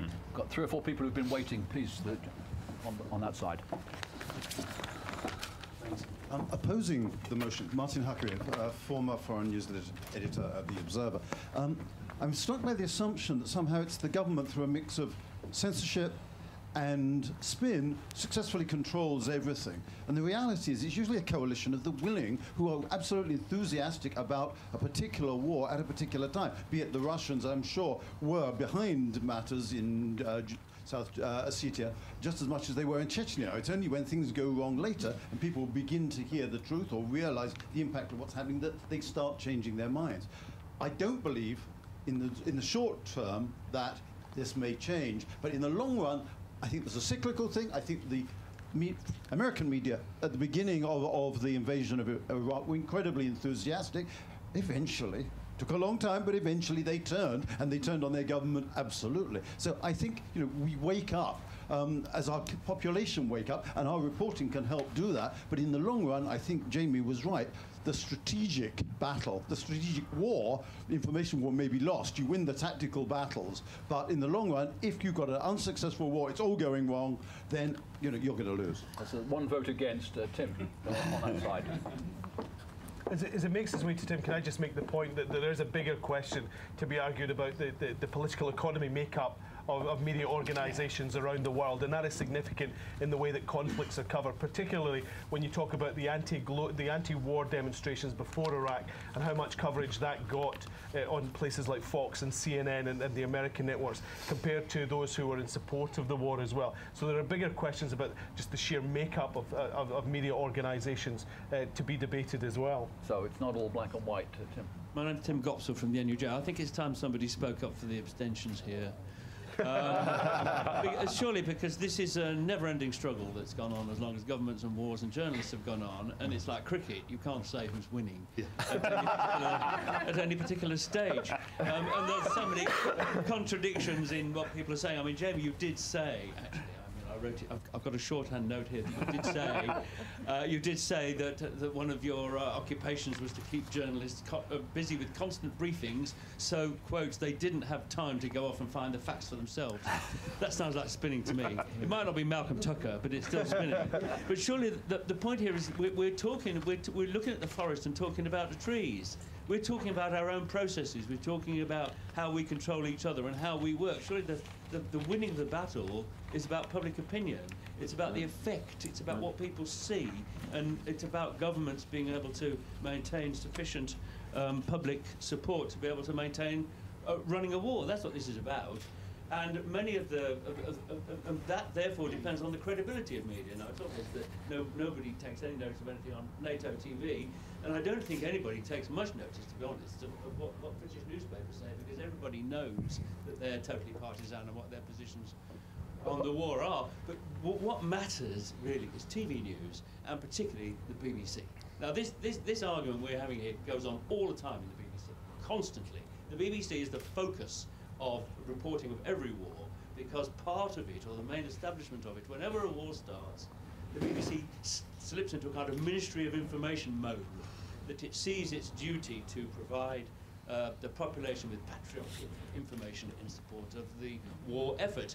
There are also within the BBC elements who don't do that. The BBC is a big enough and varied organisation to be able to to carry both. I mean, it's been very interesting this week, the withdrawal from Basra. BBC's got 2 radio reporters in Basra. It's got Caroline Wyatt and it's got Hugh Sykes. And you wouldn't think they were in the same place. I mean, all right, they're doing different angles of the story. But Caroline Wyatt, to me, is in the great tradition. I won't characterise them for legal reasons, but you might run through Mark Laity, Ben Brown, Mark Urban, people who take a particular kind of approach to reporting, and Hugh Sykes and lots of other reporters at the BBC do completely different. Now, the BBC is always very strongly attacked by government at the start of every war. It always is. You can think back. You can think of John Simpson in Baghdad. You can think of Alan Little and Jeremy Bowen. In Belgrade. You can think of Jeremy Bowen and Alan Little in Baghdad in 1991. You can think of Kate Adie in Libya in 1986. And the reason they do that is to make the BBC look independent. We know that actually the BBC's news is quite official, isn't it? But the government attacking it makes it look independent. That's why they do it. The game is for the BBC to be made to broadcast propaganda and look independent. Now, it doesn't work. The BBC's not here to speak for itself. That's the game. That's the game. That's what influences and largely determines popular opinion in Britain. Now, I don't think that anybody is actually willing to have it. I think the struggle actually is going on, and for us, I work for the NUJs within the BBC, and it's a battle we fight all the time. So that's why I'm going to urge that people abstain in this. Thank you, Tim, for sitting decisively on the fence there. The point of fact, Jamie Shea, what kind of audience do you expect from NATO TV? Well, the key thing is it's a feeder type of product. In other words, that it puts out a lot of video material which the media can access free of charge if it so wishes in order to gain material. But obviously it has NATO on it, and I myself, again, just to put the story straight, have really made the point that what we mustn't do is to give the impression that the people who are doing the interviewing are sort of independent journalists, and that people who are not journalists should not call themselves journalists or pretend they're journalists. That it's perfectly okay to do that thing as long as you put the label of origin on it and make it clear what it is, and it's on that basis. But it is effective from your point of view, is it? I don't know. Is the jury out? Well, I think the jury's out. It's only been in existence for a couple of months. I haven't yet seen any sort of figures about how much of the video has been used. I think it can be useful, for example, during things like NATO summits when everybody's looking for feed or footage of meetings and so on. I'm not sure, I can't say to what degree it's been successful in giving a more positive impression of Afghanistan so far. Right. Right. In the order that I saw them, the woman in the middle, and then Iva. Thank you. Vera Fedoriansky, master student at the LSE. I'd love to be optimistic and have the same opinion as Alan and Jeremy and say governments are not controlling the international media. However, I must admit that they are. Jeremy, you said it only takes one journalist, one passionate person who is out there and who covers and reports. But what if there is a passionate person who reported, for example, from Gaza, but CNN, for example, is not accepting his reports because due to legal issues, because they're being too pro-Palestine, for example. Isn't this the control of the government then? But not letting those passionate journalists really show what they saw and what they think of this. Of course, this person could blog and put it on YouTube, but this does not reach the majority of people. So unfortunately, I do think that the governments are controlling the international media. We'll answer that in just a moment. Thank you. Iva Gaber, UK UNESCO. I'm going to support the vote in favour of abstentions, but I'm not going all the way with Tim's arguments about the very clever BBC. I mean, having worked in the BBC, we ain't that clever. However, I do think there's a problem about mindsets, and actually the whole issue seems to me it's in the eye of the journalist, and I speak as a former journalist and teacher of journalists. We automatically assume a posture of our boys, even though we don't write our boys, when war breaks out. I remember Piers Morgan, not necessarily one of my journalistic heroes, who ran a courageous campaign questioning the war in Iraq, and as soon as the war started, he said, we felt we had to support our the British soldiers. And similarly, media tend to, whether it's British, certainly American. I find it distressing. I understand why the people in Fox News continue to wear their little US flags. It distressed me that CNN felt obliged to follow suit and still feels obliged to follow suit. I think this notion that we are part of the war effort, whether the we is British journalists, American journalists, or any other journalists, does real damage to the notion of independent journalism. Now, I'm not arguing that local journalists automatically take the other side, but I think as soon as we sacrifice the notion of independence, we do the government's job for it. So I think the solution, actually, and good luck to Jamie, the government pays people to try and get their message across, that's their job, but our message is to resist it, or to take that which we regard as useful and disregard that which we don't. But I think the answer lies with us in our practice and throwing over that assumption that once war declares, somehow or other, we have to line up with our boys. I don't think we have to. And a couple more. I think, yes, please, go ahead, the woman behind. Hi, I'm Karen Merkel, also Sure. on UK UNESCO Committee. I'm rather dissatisfied with how we left the story of DRC. It strikes me that given the scale of the conflict over the years, that it should have been very, very much more regularly placed front stage of our attention. And I wonder how much that's to do with the extent to which governments and the press actually collude in their disinterest. So I'm sort of following up on the CNN colleague's point about the general sexiness of it, that yes, there may well be corporate interests, but the geopolitical interests of the current, if you like, axis of allies, maybe not so concerned with a francophone country like DRC that appears to be unmanageable, doesn't have any roads across it, really difficult to deal with. And yet if you look at the scale of the conflict, why aren't we reading about it daily? And I just think I'd like to hear a little of your analysis about what's gone on there with the telling of that narrative. What about the UN? Could we just hear a little more about that? Right, a couple of points then, Congo and also Gaza for yourselves, but let's have at least one more comment.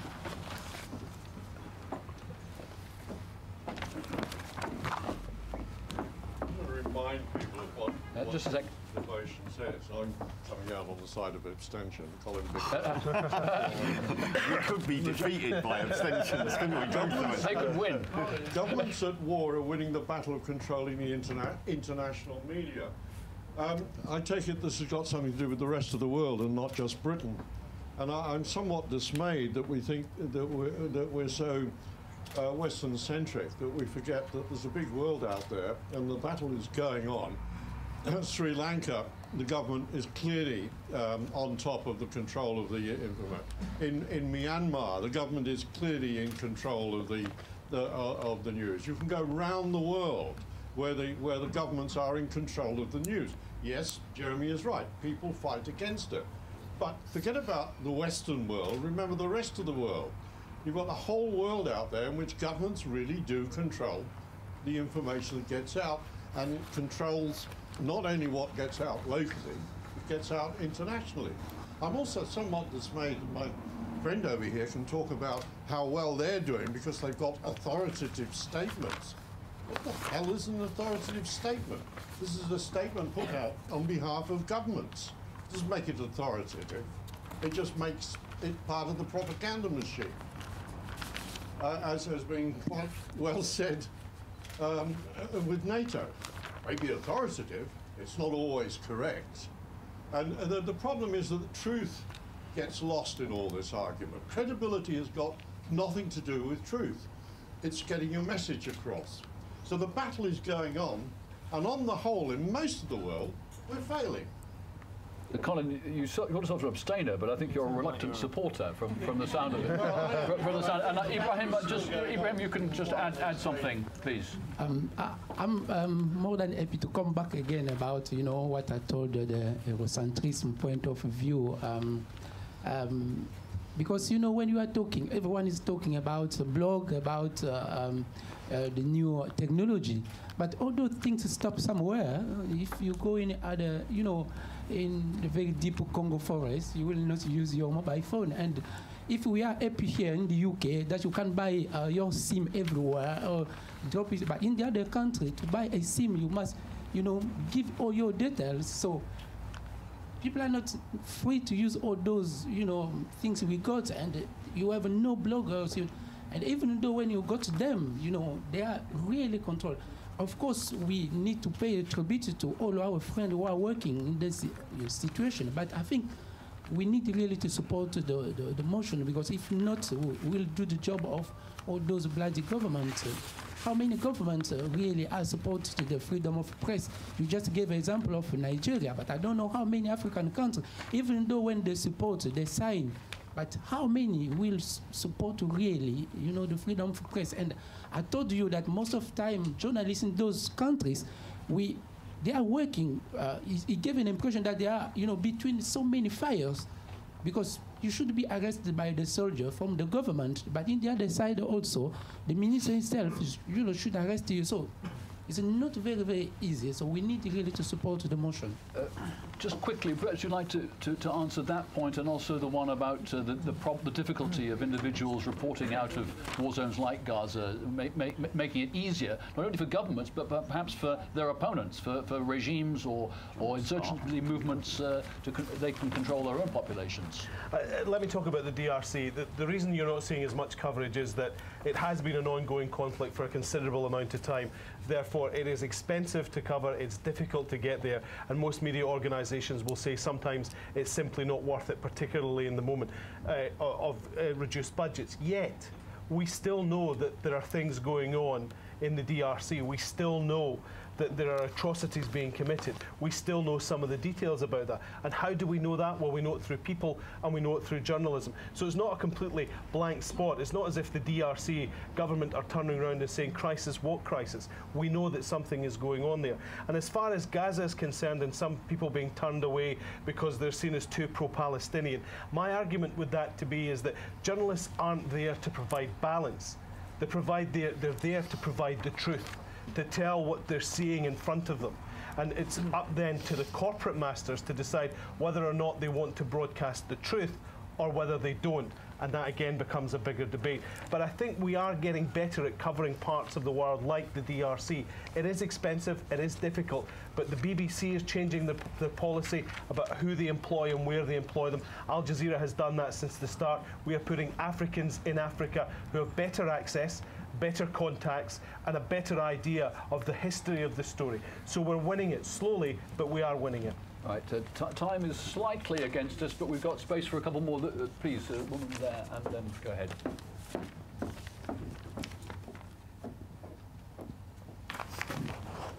Hi, I'll just go back to the point. I mean, places like DRC, the amount of media coverage that was on, I mean, it was a fantastic thing that DRC did get the amount of coverage it got, especially so close to the American elections.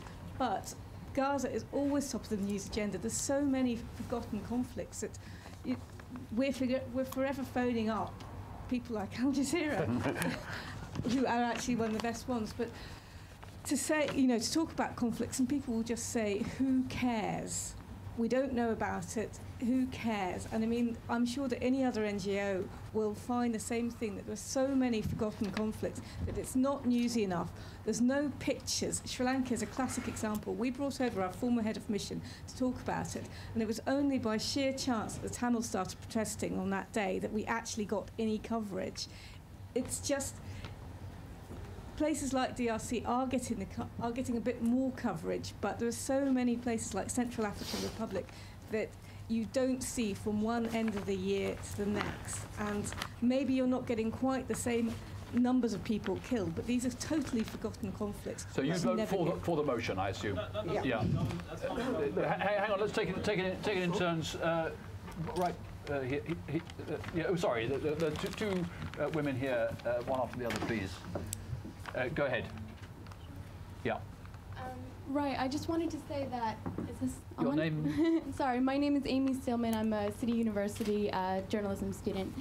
I just wanted to say that in terms of these conflicts that are often forgotten, I think that Alan made an interesting point about the fact that, budgets are being reduced in media agencies.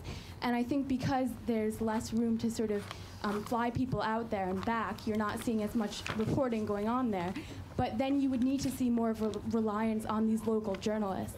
And I think the interesting thing that was mentioned before is that there's this lack of legitimacy. So I would say that the government is winning the war, and I think that the fact that local journalists aren't being recognized by the international media adds to the fact that they're winning. And directly behind you. Yes, I just wanted to say that I think we're missing the point about DRC. It's not much covered by the Western media, but the main thing is local journalists are not free to do their job themselves. I contribute to the Institute for War and Peace Reporting regularly and work a lot on the DRC. And what I hear a lot from local journalists is that they just don't have the power to do this, to cover the story themselves. Right. So yes, that's it. We'll pick all these up. I think we'll have a round robin at the end and ask each of you to say something because there's so many points. And let's stay in this bunch for the moment. Please go ahead. Milica Pešić, Media Diversity Institute. I think the closer war is to your door as a journalist, the less independent you are trying to be. And the Bosnian war has shown that, Kosovo, South Ossetia. The problem is, our young colleagues just mentioned, international organizations don't try really to get a help from local journalists. I find it quite shameful for all this encouragement of citizen journalism, reporting, do send your stories, but no responsibility for local journalists. No one is offering protection, support, financial support, any, and they're in double jeopardy simply because they are the enemies of local governments, they are the enemies of official media locally because they're taking side of the others. And one question to Jamie, if silencing propagandist media, if the way for silencing them is bombarding them, when are you going to bombard Fox News? By the way, you're voting for the motion, yes? Yeah. You're voting for the motion. But why don't you just pick that up quickly? Well, the problem always, this sort of debate, is one always comes across as the nasty government representative who represents all governments or all nasty politicians, and I'm only one individual. I'm very sorry, but with the best will in the world, I can't represent every government or every nasty politician. I certainly had no role whatever in the bombardment of the media. I never supported that, never condoned it. As NATO spokesman, after it happened, much to my surprise, totally surprised, I didn't know what the target list. I had to obviously try to explain what it went on, and it was embarrassing for me personally because Andrew may remember this from those days, but I actually had given a reassurance sometime before publicly on the basis of authority from the NATO military authorities that media facilities were not on our target list. So I'm just being very honest with you. It took the media by surprise, and it took me by surprise at all. I didn't think there was anything to be gained, either strategically or in media terms, by targeting media facilities, and that remains my position even today. But although I represent an organisation, I can't obviously be responsible for every decision taken by other people in that structure. Very frank response. So we've got two or three here, and then I think we'll be time for our wrap. First Ibrahim, and then one behind you. I think we should try to draw a line between the mainstream media, which we are talking about here, the international media, and the alternative media, or maybe citizen journalism. I think we have to realize that governments at war have been winning because we realize that they have been getting their way, in the sense that they have been setting the agenda for the media and they have been succeeding. When you look at the wanted war, for instance, in Afghanistan, they got it. You know, they wanted war in Iraq, the first Gulf War, and they got it. They wanted the second Gulf War in Iraq, and they got it. You know, it was only after in hindsight, afterthought, that they they regretted that the media made a mistake. But at the end of the day, the governments at war, you know, are succeeding. When you look at the situation in Africa, for instance, why did the media, why did the U.S. troops, why did they withdraw from Somalia, where there was this Operation Restore Hope? I mean, the intervention and so forth. The media played a very, the media played a very important role. But the agenda was set by the government, the political discourse in the United States. So you realize that in most cases, the government, they are succeeding very, very, very well in using the media in getting involved in certain situations. It's only after the intervention, for instance, the media will then try and say, oh, we made a mistake here, let's try and correct it. For instance, what happened with the New York Times? They regretted, you know, and there was an apology that was issued. But why? I mean, why issue an why this back and forth? So we have to do something. We have to try and promote global journalism. We have to try and encourage journalists trying to be more proactive than reactive. It's not only when things have gone wrong, then you come in to correct them. So that's the point I want to make. I think to give time to our speakers at the end, we just have one more from the man behind you, who's been waiting. Hi, yeah, Joe Cullen from the Tavistock Institute in London. Would you mind standing so we can see you? Okay. Thank you. Joe Cullen, Tavistock Institute. I'm not a journalist, I'm a researcher, so and I'm reluctantly supporting the motion, but I'd like to question the whole idea that new technologies have somehow magically democratized information, but more importantly, that they've magically changed the political process, because the evidence just simply doesn't support that. I mean, I've just finished a research study for the European Commission on the use of what they call Web 2 technologies, particularly in citizen journalism. And one of the results shows that the blogosphere is a very small constituency. It's very self-perpetuating, self-insular, and it tends to talk to itself. And more importantly, it's not given credibility by the general public, simply because the information is filtered through a monolith, which is basically government and the established media. So, and I'll give you an example. There's a project funded by the Commission called Zeneclipse, based in the Netherlands, which trying to address the problem of not having enough local journalists, for example, people who are asylum seekers who've actually been displaced from war zones. They've actually tried to support the training of asylum seekers and local people in journalism. And the idea is to get a global database to allow the media to actually access local people. In the 2 years that Zeneclipse has been funded, there's been no inquiries whatsoever from the established media to get a local perspective on what's happening in war zones, and that's the truth. Right. I'd like to throw just one other idea in. We haven't used the word war on terror, but it is interesting that the Council of Europe Secretary General today, or yesterday, put out a statement calling on governments, that means the 47 governments from, I suppose, Portugal to Kazakhstan, roughly, including the whole of Western and Eastern Europe, calling on them to review their laws because of the danger that the anti-terrorism and security laws since 9/11 have been used to break their commitments on freedom of expression, which I think goes to the heart of this argument that we're having today. So we will hear very briefly from each of our speakers before the vote. We'll go against, for. Well, actually, let's have both of you against in just a minute or so each, if you would, and then we'll hear from this side of the House, please.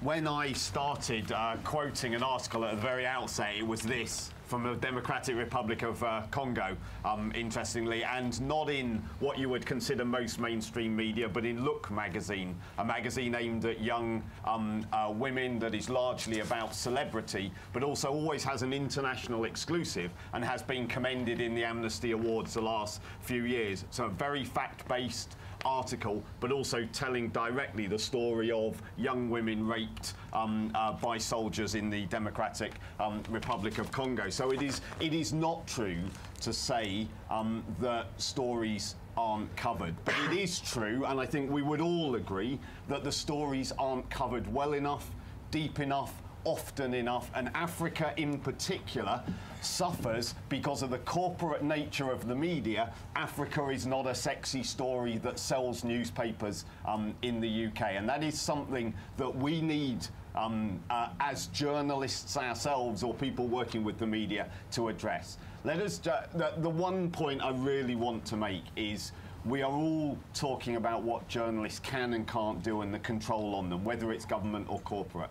The one thing that we can do is show solidarity with each other, is help to protect those journalists who are in the countries, whatever countries it is, facing the worst oppression that governments throw at them, whether that's China or whether that's in Africa. And one kind of beacon of hope, if you like, to leave us with. The Zimbabwe Union of Journalists. Foster Dongozi, the General Secretary of that union, has been here 2 or 3 times. We've worked on a project with Foster as a trade union to set up media centres across Zimbabwe for independent journalists to be able to access technology. We've shipped computers to them, which enable a whole new generation of young Zimbabwean journalists to be able to start telling their own story to their own people, so they don't have to rely on the Western media deciding that today's Zimbabwe is a story,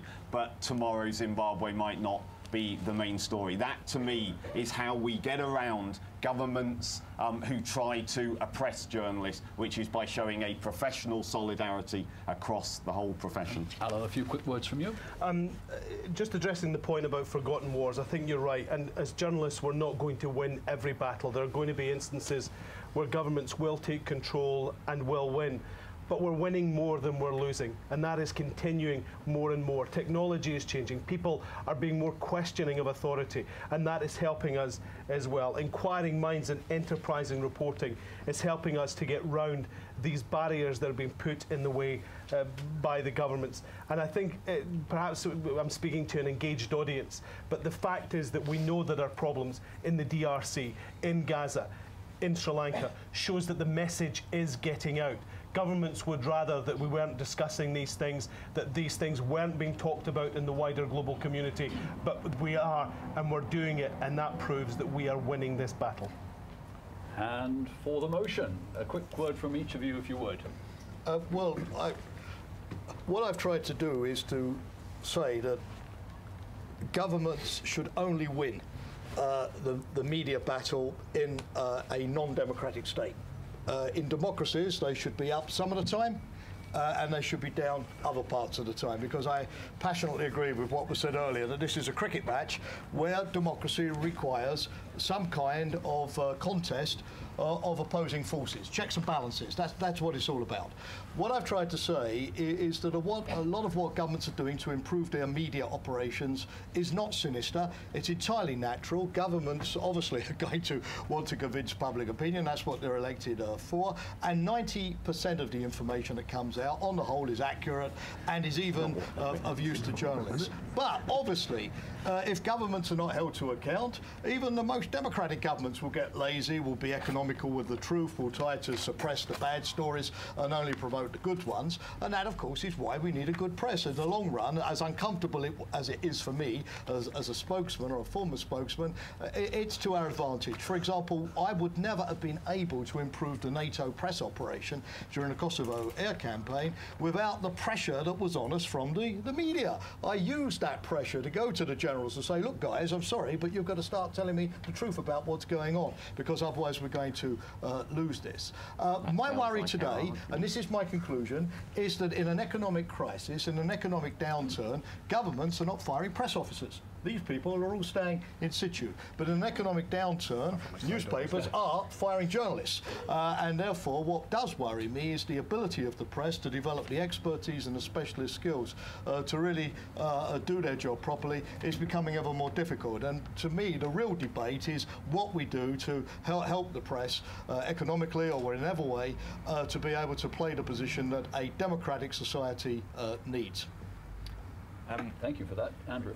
This debate's been accused of being Western-centric, and to some extent it has been, and I plead guilty.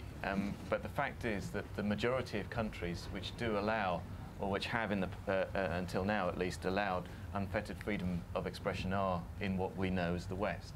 And as we've heard from many of our other speakers who come from countries outside the West, the situation there is often less free. So the West is the fulcrum of this debate.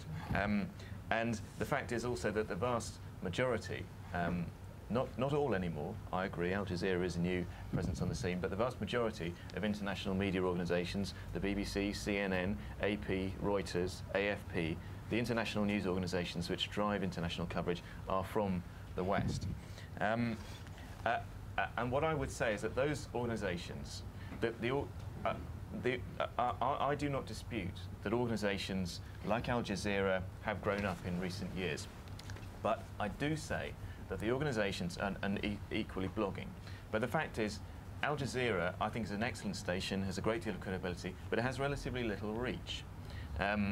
Bloggers have no credibility and also relatively little reach, or relatively little credibility and relatively little reach. The organisations with the greatest credibility and reach, the greatest influence in international news remain the organisations I described, the BBC, Reuters, CNN and the rest, and those organisations are increasingly losing the battle with governments for information. That's why you should vote for the motion. And I also want to point out to you perhaps an obligation on your part. I've heard a lot of people saying what sounds like they essentially agree with Jamie's and my case, but saying that they're going to abstain. Well, actually, as well as I sense that's because you don't quite want the motion to be true. You don't want to vote for something. You know, you don't want. You'd rather. You think it is true, but you'd rather it wasn't. Well, the heart rather than the head. Yeah. Actually, look. Just as it's our responsibility to tell the truth about what's going on, it's your responsibility to vote according to the truth of what you actually believe, rather than what you would like to believe. So please vote for the motion and don't abstain. Thank you. Right. Well, we've heard a lot about the mechanics of reporting from war zones and about wars, and the ethics of it. An awful lot to think about. But actually, the motion we're voting on, I'll repeat, is governments at war are winning the battle of controlling the international media. Now, you can abstain. We'll count the abstentions as well. But think about it and try and vote. And the time is now. So if the tellers could get ready, we'll ask you just to raise one hand, please, for one of the positions. Yeah. So those who vote for the motion, will they please now raise their hand and keep it up until I say, if you would. Woo.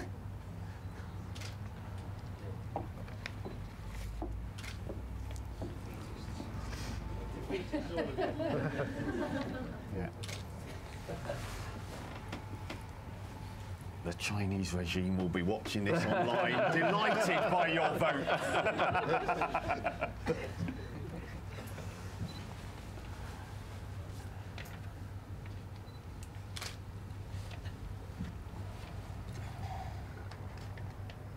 This is all on camera as well. Yeah. We'll be naming later. I think he does if there's a draw. If either of you vote against, then that'd be a story, your own side.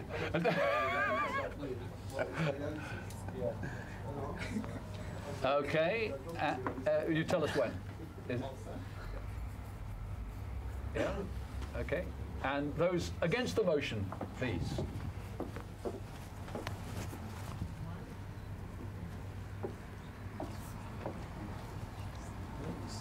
That wouldn't take as long. I have a feeling we've squeezed out most of the abstainers, actually, those last-minute appeals of arm locks.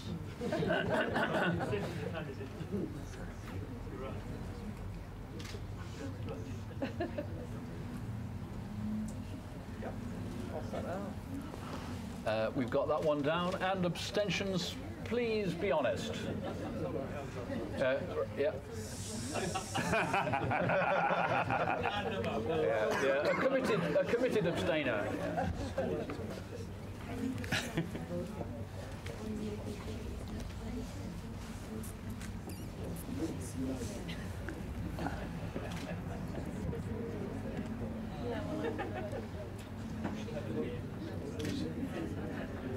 You almost have to add that out.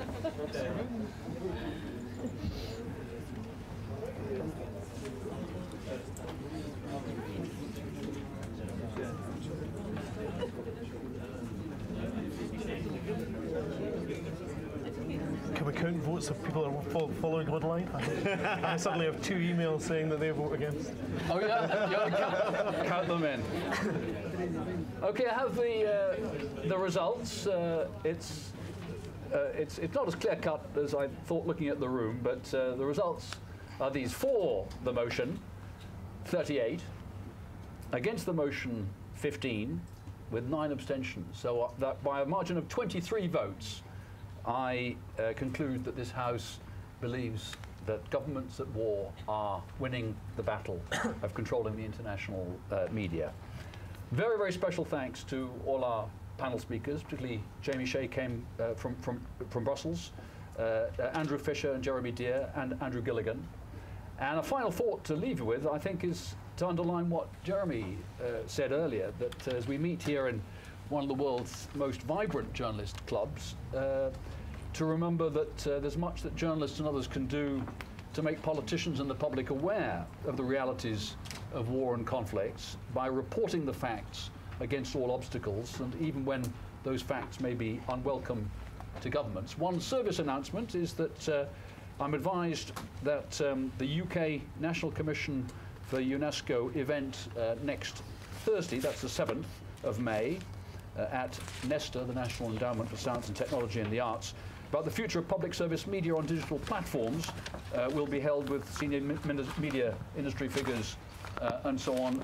Details from Ian White, and eventually we think on the UNESCO website. And my final thought, I think, is I'd just like to quote this very good line from an article not long ago printed in the US and Europe by Dean Baquet and, of the LA Times, and Bill Keller, executive editor of the New York Times, in July 2006 on the, I think, 25th anniversary of the Pentagon Papers. And it said, when do we publish a secret? They quote the ruling of the US Supreme Court back in 1971 about the leaking of the Pentagon Papers on the Vietnam War, and that ruling said the government's power to censor the press was abolished so that the press would remain forever free to censure the government. The press was protected so that it could bear the secrets of the government and inform the people. I think that more or less sums up today. Thank you all very much for being here, and to all our panel.